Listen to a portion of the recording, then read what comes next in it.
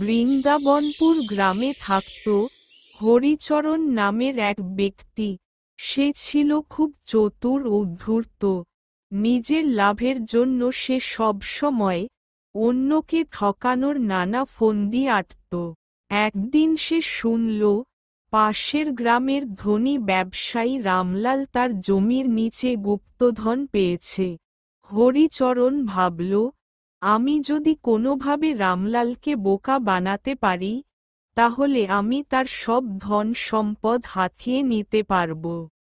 সে রামলালের কাছে গিয়ে বলল, ভাই, আমি ভবিষ্যৎ দেখতে পারি।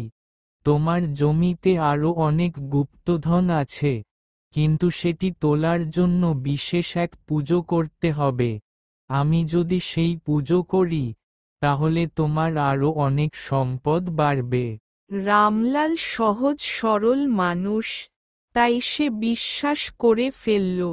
হরিচরণ বলল, তোমাকে 7 দিন ধরে বিশেষ উপবাস করতে হবে, আর এই সময়ে তোমার জমিতে আমি পুজো করব। রামলাল রাজি হল। হরিচরণ তার ফন্দি অনুযায়ী রাতে গোপনে জমিতে গিয়ে মাটি খুঁড়তে লাগল, যাতে সে লুকিয়ে রাখা গুপ্তধন বের করতে পারে। কিন্তু তার দুর্ভাগ্য, রামলালের এক বিশ্বস্ত চাকর বিষয়টি লক্ষ্য করেছিল। সে রাতের অন্ধকারে দেখল হরিচরণ একাই খুঁড়ে কিছু বের করার চেষ্টা করছে। সে চুপি চুপি গ্রামবাসীদের খবর দিল। পরদিন সকালের আগেই সবাই হরিচরণকে হাতে নাতে ধরে ফেলল। তখন রামলাল বলল, তুমি তো খুব চালাক হতে চেয়েছিলে, কিন্তু চালাকির ফল হলো ধরা পড়া।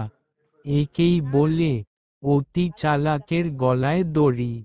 গ্রামবাসীরা তাকে চোর সাব্যস্ত করে গ্রাম থেকে তাড়িয়ে দিল। শেষমেশ নিজের অতিরিক্ত চালাকির কারণেই হরিচরণ সর্বশান্ত হয়ে গেল। বেশি চালাকি করতে গেলে একসময় নিজেই ফেঁসে যেতে হয়। সততা ও ন্যায়ের পথেই প্রকৃত সাফল্য আসে।